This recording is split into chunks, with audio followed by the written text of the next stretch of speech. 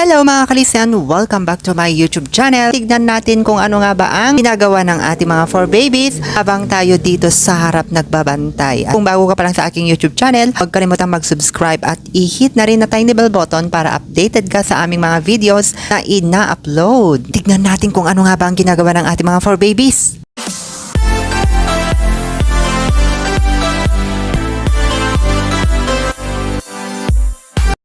So, andito na nga tayo sa likod mga kalisen kung saan dito sila nakatira yung ating mga 4 babies at tulog na tulog nga sila. Tignan nyo, ang sarap. Nasarap talaga sila pagtulog dahil nga, alam nyo dyan, kakatapos lang nilang kumain kanina at busog na busog talaga yung ating napaka-cuties na 4 babies. Mula dyan sa baba, Team Tarukoy natin hanggang sa taas ng ating Felicitas. Ayan, alam nyo naman si Mama Kat Felisa dyan sa gitna. Ayun o, nakapost pa talaga at dito naman nakatalikod si Samba at sa taas si Kiara at saka si Maldita nandun sa tabi ni Mama Kat Felisa. O tignan niyo si Mama Kat Felisa, nakataas pa talaga yung kanyang kamay dahil nga best in poise daw siya habang natutulog mga kalisen. Ganyan ang ating mga napaka-cute na mga 4 babies natin. O, di ba?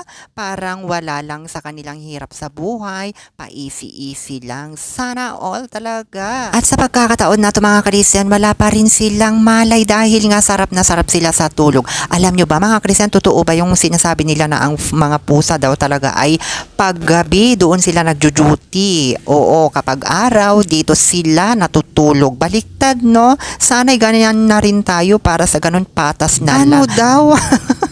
Sana all na lang talaga mga kalisen. So eto si Mama Kat Felisa, sarap na sarap sa tulog. Ay naku, ganito talaga sila araw-araw. Ang gaganda ng buhay. O siya na, dahil magtatrabaho ulit ang inyong Myomi. See you again on my next vlog mga kalisen. Please like and share and don't forget to subscribe my YouTube channel. Bye!